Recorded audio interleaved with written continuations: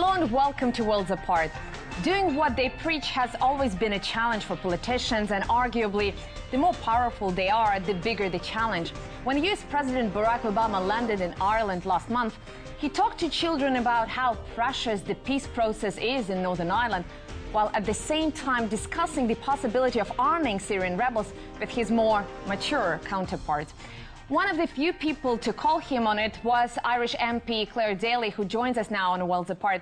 Deputy Daly, thank you very much for your time. Now, your speech in Parliament was not so much about President Obama as about the reactions by the Irish media and Irish politicians to his visit, but since it became an almost overnight sensation, let us remind the viewers what you had to say on that day. Now I ask you, is this person going for the Hypocrite of the Century award? Because we have to call things by their right names. And the reality is that by any serious examination, this man is a war criminal. Now, it's not like this view is extremely rare. I think it's shared by many people around the world, but you don't really hear it articulated by Western policymakers very often. So my question to you is whether there are any political risks, in your view, attached to saying something like this and saying it out loud? I don't think so. I never think there is a problem in telling the truth, and I have to say that the response has been incredible from all over the world. Many people from the United States itself, but beyond, agree with that viewpoint, and actually they were very happy that somebody in a parliament was prepared to stand up and tell things as they are. Now, you say that you received a lot of support from around the world, I assume from your constituents as well, but some of your fellow parliamentarians weren't that supportive, and I want to play a short clip of what the Prime Minister of Ireland had to say in response to your speech. And for you, Deputy Daly, to stand up here and criticise the American President for giving a continuation of support for a fragile peace process in Northern Ireland, where over 3,000 people lost their lives over 30 years, is a disgraceful do-down. And if you represent those people on the back line over there, if that's the kind of comment that you intend to make, well then it's beneath you, actually. One thing I find extremely perplexing about Western politicians, especially male politicians, is that when they're faced with an unpleasant argument, rather than coming up with another intellectual argument to, reply to, they usually resort to shaming and personal attacks. And I guess that this is just one more example of that.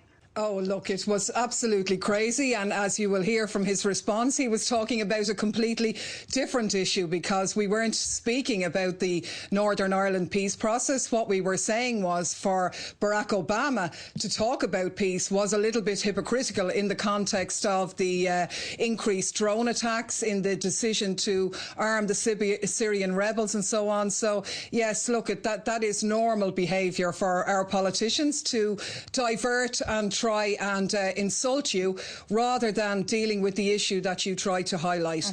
Now, I think this behavior is normal not just for Irish politicians, probably for politicians around the world, but it is not limited to only politicians, because this duplicity of saying one thing and doing something else entirely may apply to entire countries. And if we take the example of Ireland, your country officially has a policy of neutrality, yet as far as I understand, you have doubts about whether this policy is indeed upheld because of some of the unclear or suspicious cargo going through the Shannon airport. Could you update us on that? Yes, well, and this is the issue that he was trying to ignore, because if we take even last weekend in Shannon Airport, there were present for 2 days a US Gulfstream jet, the type of significant aircraft which is used for transferring US generals, not your ordinary cargo, and 2 American Hercules C-130 aircraft, American soldiers on the ground being protected protected by the Irish Army and the Irish Garda Force that were there. Now, the arrangement that the Ireland is a neutral country, and the arrangement is that when a military aircraft lands on our territory, they are not supposed to be armed, carrying explosives, weapons, not engaged in intelligence or in any military exercise.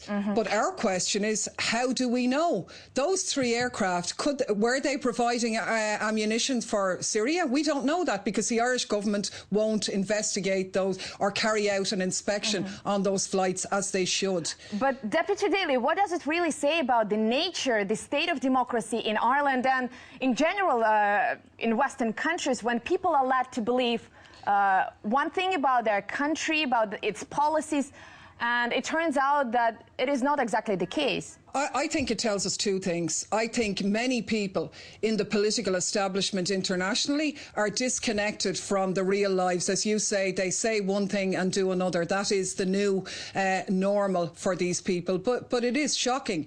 And the reason why I think it is like that is that their relationship with the United States is based on trust. They say that the US have told them that there is no weaponry and no ammunition on those flights, but we don't believe that. And how do we know unless it's inspected? But I think this is probably the most important political question of our time, because the nature of democracy, because obviously the war in Syria that sparked your very passionate speech is also being waged under the slogans of democracy, and it is being aided by the countries who consider themselves to be democratic. But if what you call democracy is, securing those secret deals without any consultation with your people, without even letting your people know about those deals, then how is that democracy better than the authoritarian system that President Assad has, and that those democratic countries are really trying to get rid of so passionately? Yes, there is a huge hypocrisy spoken in our country. Our government got elected on a programme, and once it came into government, it did the complete opposite. That is the case with regard to many of the views that are being put out about the conflict in Syria. I don't agree with the Assad regime, but I do not agree with many of the rebels either, and I believe that the future of Syria should be dictated by the Syrian people themselves without interference from external forces. All of history shows us that where foreign intervention comes in the so-called name of democracy, it is ordinary people, civilians, who end up being homeless, who end up being dead, and who end up in a very unstable situation. And that is where, unfortunately, the Middle East is being led to at the moment. Yeah, I totally agree with you, but I also want to put a plug in for the Irish democracy, because people like yourself, whose views would appear somewhat marginal to the political establishment, are still able to get into Parliament. And I wonder, how do you yourself explain your own election? Because it would be highly unlikely in many other European countries. Is it because people are tired of that hypocrisy that you mentioned, or maybe it's because they are getting poorer and they just don't want to be represented by men in pinstripe suits anymore? Yes, I really don't think that I am that unusual. Maybe I say things a little bit more directly than others would, but I am very sure that my views would be similar to the majority of Irish people, really. And I suppose most people are not confident that change is possible.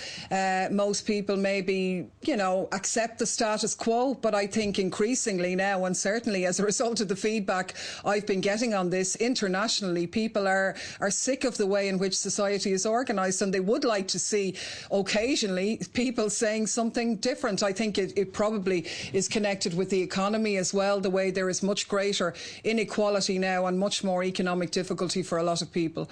Now, you just mentioned the economic crisis, and obviously Ireland has been hit very strongly by this crisis. I know that many Irish people had to seek employment abroad in countries like Australia, in countries like Canada. What impact do you think it has on your local democracy? Because arguably, when something like that happens, people abandon not only their families, but also their communities, and they're less engaged in the democratic process, and they have lesser ability to influence the decisions of those politicians who supposedly represent them.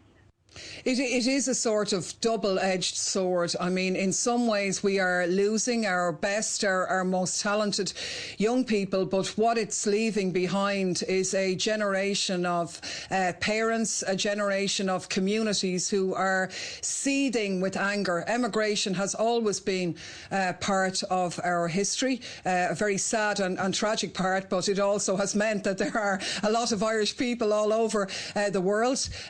But it is angry, and it does mean that those who have been most damaged by the politicians leave and do not have an opportunity then to punish them. But what we seek to do is try and organise those who stay at home to take them on and say that enough is enough.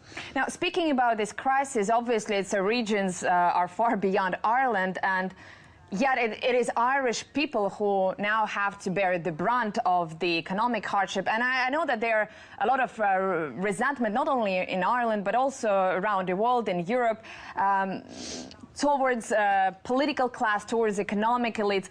Do you think that this may lead to any reassessment of Ireland's relations with the West in general? Because ultimately that crisis could be blamed on some of the political and economic decisions taken in some of the Western capitals. I guess what I'm asking is whether your calls of holding those who rule the world to account are really, really resonate with the rest of the Ireland's population.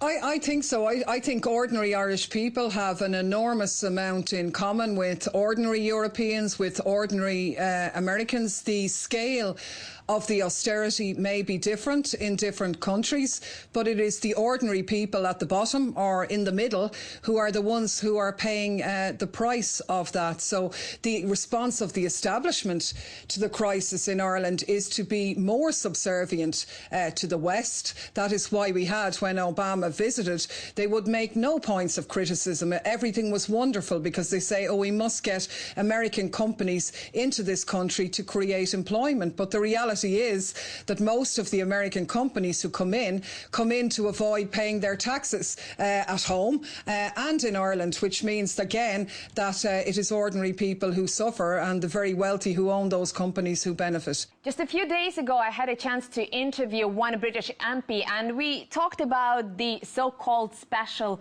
relationship that exists between America, Britain and to some extent the rest of Europe.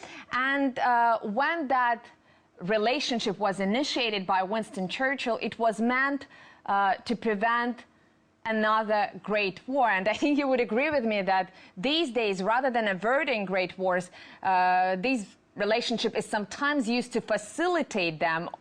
But my question to you is whether you think there is any chance of actually trying to rein in this Anglo-American militarism through diplomatic means, through democratic means, or any other means?